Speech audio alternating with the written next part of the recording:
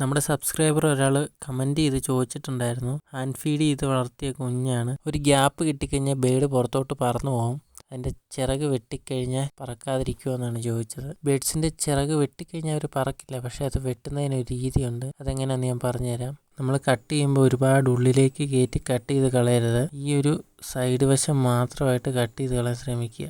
ഓരോ ഫെതറായിട്ട് എടുത്ത് കട്ട് ചെയ്യുന്നതായിരിക്കും ഏറ്റവും നല്ലത്.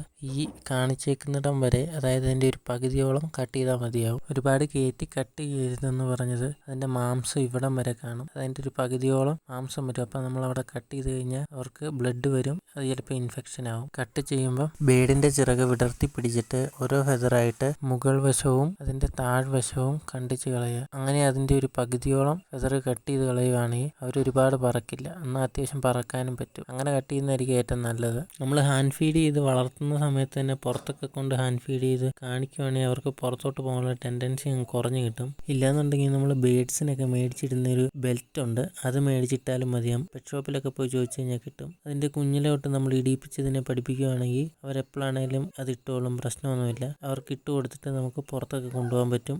അത്യാവശ്യം വലിയ ബേഡാണെങ്കിലും കുഴപ്പമൊന്നുമില്ല, നമുക്ക് അതൊക്കെ ഇടിച്ച് പുറത്തോട്ടൊക്കെ കൊണ്ടുപോകാൻ പറ്റും. നമ്മുടെ കൈ വിട്ട് പറന്നൊന്നും പോവില്ല. ഇനി ബേഡിനെ മേടിച്ച് ഹാൻഡ് ഫീഡ് ചെയ്ത് വളർത്താൻ പോകുന്നവരാണെങ്കിലും അല്ലാത്തവരാണെങ്കിലും കുഴപ്പമൊന്നുമില്ല, നമുക്ക് ഏത് പ്രായത്തിൽ വേണമെങ്കിലും ബെൽറ്റ് ഇടിയിച്ച് കൊണ്ടുപോകാം. പിന്നെ ചെറുപ്പത്തിലേ ഇടിയിച്ച് കൊണ്ടുപോകുകയാണെങ്കിൽ അവർ നല്ല രീതിക്ക് നിന്ന് തരും ബെൽറ്റ് ഇടാനായിട്ട്. നമ്മൾ ബേഡ്സിനെ കുറിച്ചുള്ള വീഡിയോ ആണ് ഏറ്റവും കൂടുതൽ ഇടുന്നത്. അപ്പോൾ എല്ലാവരും പെട്ടെന്ന് തന്നെ പോയി സബ്സ്ക്രൈബ് ചെയ്ത് വെച്ചോ. അപ്പോൾ നിങ്ങൾക്ക് സംശയങ്ങൾ എന്തെങ്കിലും ഉണ്ടെങ്കിൽ കമൻറ്റ് ചെയ്യുക. അപ്പോൾ അടുത്തൊരു വീഡിയോ ആയിട്ട് വരാം. ബൈ.